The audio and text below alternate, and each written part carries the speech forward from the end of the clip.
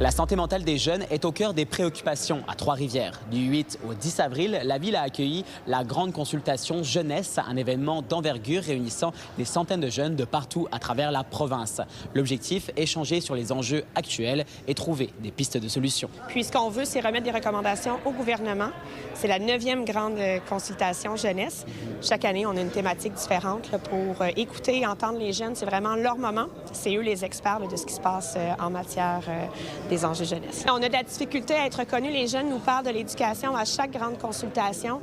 Les solutions sont mises sur la table, des choses là, concrètes là, au niveau, c'est justement d'être entendus, de pouvoir choisir leur parcours, de ne pas sentir qu'ils sont mis de côté, de faire un meilleur lien avec les organismes communautaires qui peuvent les soutenir différemment. Mais on n'a pas toujours de la bonne réception là, au fil des changements du gouvernement. Mais qu'en pensent les principaux intéressés? J'ai profité de ma présence sur place pour leur poser une simple question.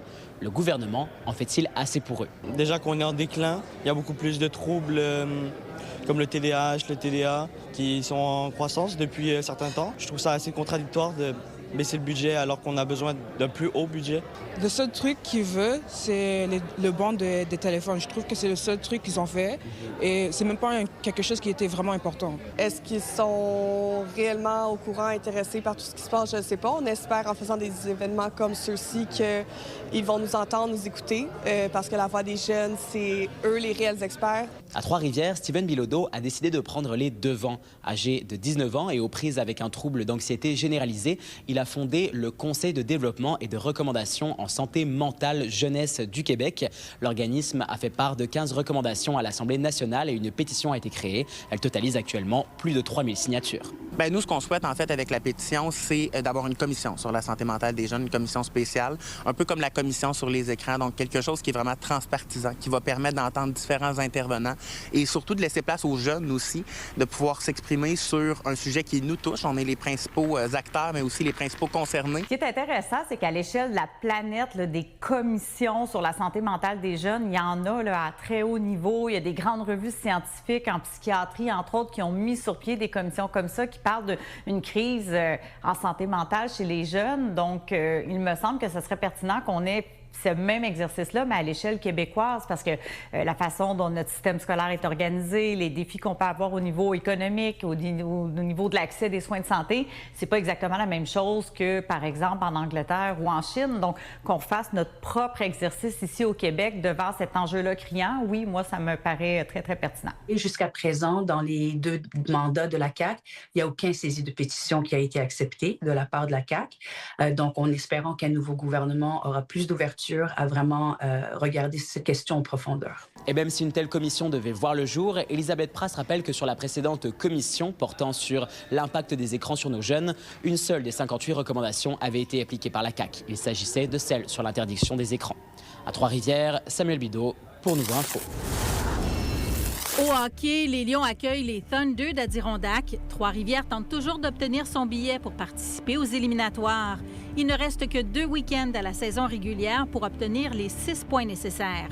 L'entraîneur pourrait miser sur son nouveau gardien, Francesco Lapena, produit des Gee-Gees de l'Université d'Ottawa, qui a fait son entrée dans les rangs professionnels la semaine dernière. Nous autres, on est très lustres, on sait qu'est-ce qu'on a à faire, on n'a pas de grande marge de manœuvre. Puis là, on va jouer notre game dans notre structure comme on a fait toute l'année. On s'attend à une bonne game à soir. Cette année, on a beaucoup de malchance des blessures. Je pense que 3-4 gars manquaient 30 à 15 games de plus, des call-up avec Laval, des situations comme ça, des blessures, là. Mais ça, c'est la Ligue. C'est beaucoup de malchance, mais on est toujours contre à battre pour avoir notre place dans la série. Dans la LHJMQ maintenant, les Cataractes vont croiser le fer avec les Huskies en quart de finale. Les 2 premiers matchs seront disputés à Rouyn-Noranda. Shawinigan se présente avec un bon avantage après avoir eu le dessus plus souvent sur cet adversaire en éliminatoire. La série représente une chance légitime pour l'équipe de retourner dans le carré d'as pour une 2e année d'affilée. À votre lichette, hein? Plusieurs agriculteurs au Québec sont à la fois producteurs laitiers et producteurs acéricoles.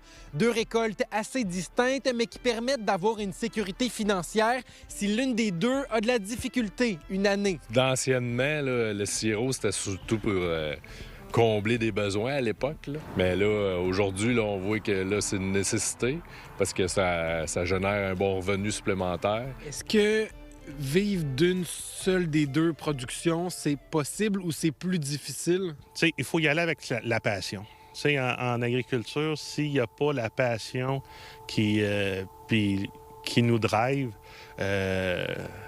c'est pas avec les salaires, c'est pas avec ce qu'on va gagner à la retraite, parce qu'on sait que le gros de notre argent, on l'a fait quand on l'avait, pas pendant qu'on est en production. Faut aimer ce qu'on fait. Vous diriez, c'est quoi les plus gros défis qu'il y a dans une ferme qui mélange ces deux types d'agriculture?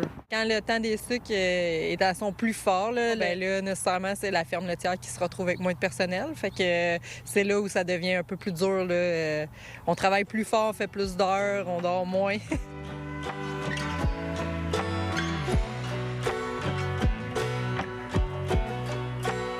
Souvent, la personne qui va être dans le lait, qui a un boisé de ferme, qui aménage, il finit avec un érablière. Tandis qu'un érablière, tomber avec des terres en culture, puis partir du laitier, je suis pas sûr que je l'ai vu. Je peux pas dire que ça n'existe pas, mais je crois que le chemin est beaucoup plus difficile. Est-ce qu'il y a des années que ça a été plus creux au niveau de certaines productions, autant au niveau du laitier, autant au niveau de la sériculture?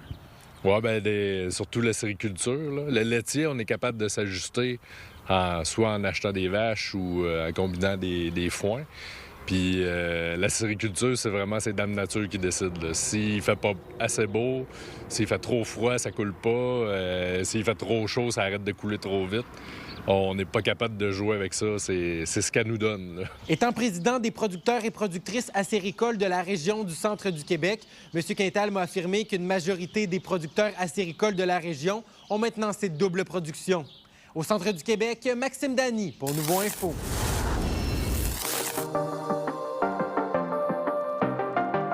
Je me souviens d'être dans mon lit d'hôpital, je me disais si j'ai la chance de reprendre le dessus, je prendrai plus jamais ça pour acquis. Courir un demi-marathon, c'est tout un exploit. Mais imaginez courir ces mêmes 21 km, mais avec un lobe de poumon en moins.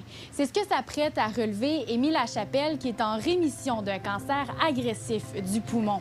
La jeune femme de 24 ans va célébrer ses 4 ans de rémission à la ligne d'arrivée du demi-marathon d'Honolulu le 12 avril. Je m'en allais pour un rendez-vous de routine à l'hôpital. En fait, j'avais eu des douleurs au thorax suite à un vaccin de COVID. J'ai passé, je pense, tous les tests pas possibles dans l'hôpital jusqu'à temps qu'on se rende compte que c'était un cancer du poumon. Un cancer quand même rare puis quand même agressif parce que entre la découverte de ma tumeur puis l'opération, ça l'avait quasiment doublé de taille. On m'a opéré au mois de mai 2022. On m'a retiré l'entièreté d'un lobe de poumon. Si on parle de ta condition physique, là, ton état de santé ressemblait à quoi? C'était pas dans mes plans, dans mes horizons pantoute d'avoir un cancer. Puis ça l'a vraiment changé là, du jour au lendemain. Je me souviens de passer, d'avoir une santé pulmonaire quasiment parfaite à être essoufflée. Après l'opération, ça a été un gros ajustement. Là. Je me souviens de faire le tour de chez moi puis d'être essoufflée. J'avais de la visite, puis tu sais, juste aller répondre à la porte, c'était comme une grosse... c'est comme la plus grosse sortie de ma journée. Là. Fait que j'ai été en arrêt quand même un bon bout. Beaucoup de temps aussi sans sport. Ça a été aussi challengeant au niveau mental parce que moi, je suis quelqu'un de compétitif. J'ai joué au soccer toute ma vie. Fait que de me sentir lente, c'était difficile mentalement aussi. Comment la course est arrivée dans ta vie après cette épreuve-là? Oui, bien, il y a mon amie Laurie, elle, qui tripe sur la course depuis plusieurs années. Elle s'entraîne, elle a fait ses premiers demi-marathons, puis je l'ai trouvée tout le temps super inspirante. Puis je cherchais vraiment une manière de réintégrer le sport à ma vie, de me remettre en forme, mais aussi un peu d'honorer le fait que je suis encore là, puis je suis encore en santé, tu sais, puis j'ai la chance d'être encore là. Fait que quand j'ai commencé à courir, c'était un peu beaucoup grâce à elle, en inspiration. Tu pars avec quand même un bon défi, là. Je pars pour mon demi-marathon à Honolulu, fait que ça va être mon premier gros défi. C'était le demi-marathon à destination le plus proche de ma date de rémission. Là, comment tu te sens à quelques jours? Ah, fébrile, c'est comme irréel que ce soit en fin de semaine. Mais j'ai vraiment hâte, ça promet. Il n'y a pas de plus beau paysage qu'Hawaï pour faire un demi-marathon. En fait, là, on t'a enlevé une partie du poumon. Est-ce que ça l'affecte ta course? Étant donné qu'il y a une surface en moins de mon poumon qui a été enlevée. Ça fait qu'il y a moins de surface pour oxygéner mon sang. C'est sûr que ça me rend un petit peu plus lente. C'est sûr qu'à forte intensité, je le ressens plus. Ça va être d'écouter ma condition puis de ralentir au besoin. Mon objectif, c'est de le finir. Amy est maintenant arrivée à destination. Elle courra son demi-marathon aux côtés de son amie Laurie. À Trois-Rivières, Frédéric Bacon pour Nouveau Info.